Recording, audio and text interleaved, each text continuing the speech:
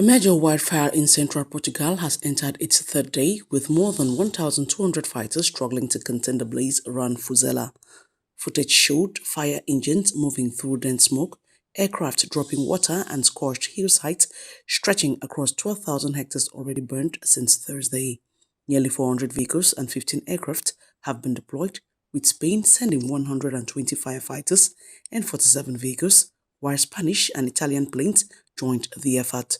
Portugal's Civil Protection Authority has placed much of the country under maximum fire danger, warning that high temperatures, strong winds, and dry vegetation could allow blazes to spread rapidly.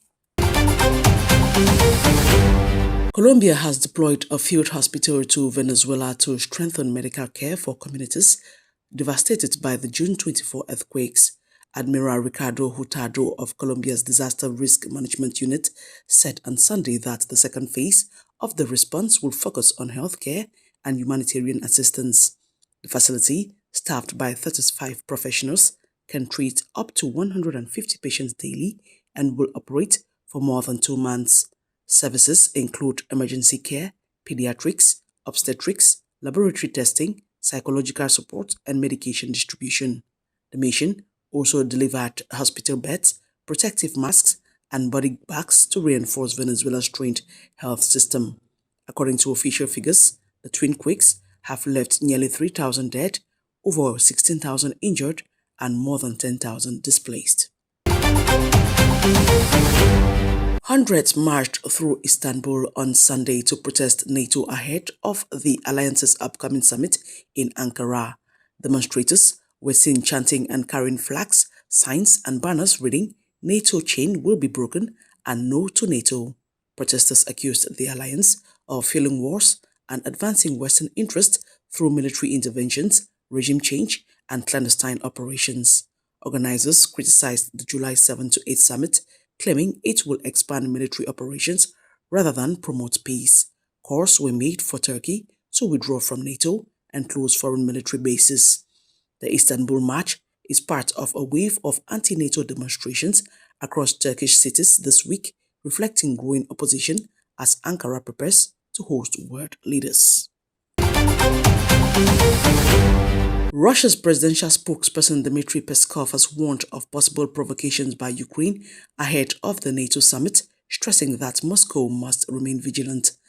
In a recent interview, Peskov said Russia's military is advancing near Konstantinovka, calling it a key step toward capturing fortified areas of Kramatorsk and Slavyansk.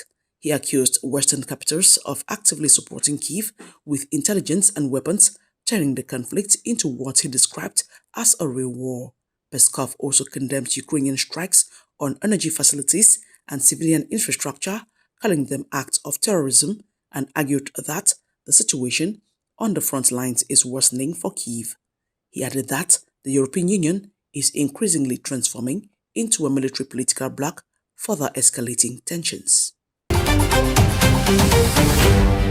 Senegalese President Bassirou Faye has announced plans to create a new political party, marking his clearest break yet with former ally Ousmane Sonko and the ruling Pastef movement. Speaking in Dakar on Saturday, Faye told mayors and local officials that the new party would transform his governing coalition into a permanent political force, giving supporters a stronger structure to defend the government's agenda.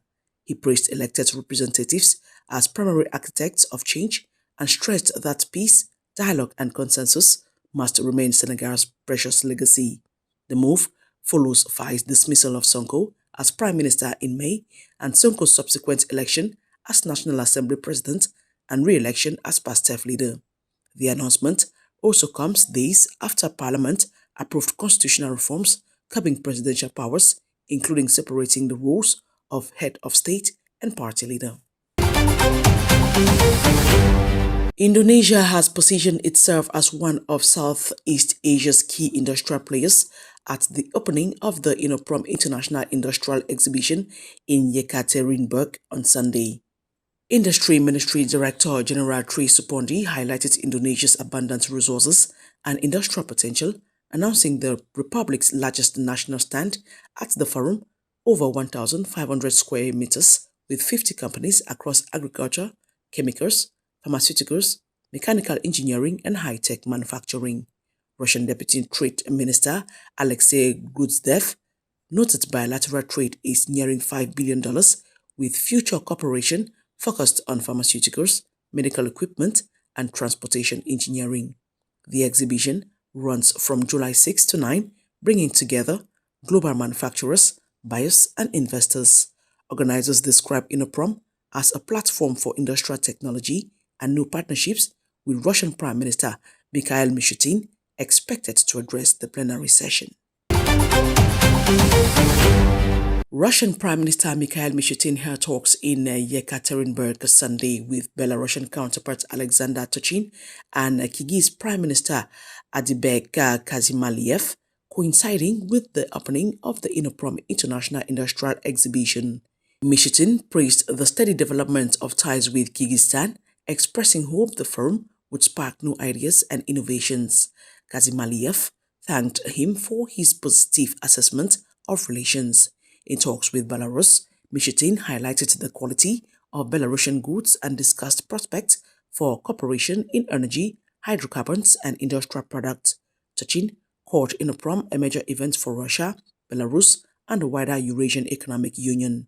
The exhibition runs from July 6 to 9, bringing together global manufacturers and investors, with Mishustin expected to address the plenary session. Drums from China and Africa filled Changde last week as performers came together for a vibrant cultural exchange celebrating intangible heritage. African hand drummers and Chinese percussionists performed side by side, with visitors joining workshops, group dances, and a traditional dragon display. Locals praised the fusion of rhythms, calling it magical and a connection beyond language.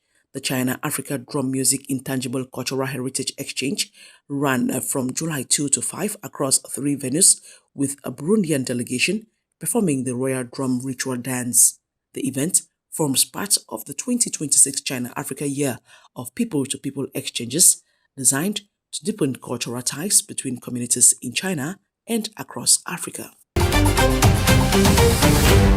Hundreds of pro-Palestinian activists rallied in Milan on Saturday, marking 1,000 days of genocide in Gaza and demanding an immediate ceasefire. Demonstrators waved Palestinian flags, chanted slogans, and held placards reading, "Let's stop it, halt arms to Israel, and genocide in Gaza," amidst the West's silence. Activists stressed that all of Palestine, including the West Bank and Hebron, must be defended, while others linked current repression to historic struggles. The rally added pressure on Italy's government over ties with Israel as protesters condemned civilian deaths. July 2 marked 1,000 days since Hamas's October 7, 2023 attack on Israel, which killed 1,200 people. Israel's military campaign has since killed more than 73,000 Palestinians, according to Gaza health authorities. The genocide allegation remains before the International Court of Justice, while a UN inquiry has concluded Israel committed genocide, a charge Israel rejects. Authorities in North Kyiv have opened a new Ebola treatment center in Beni to strengthen the province's response to the outbreak.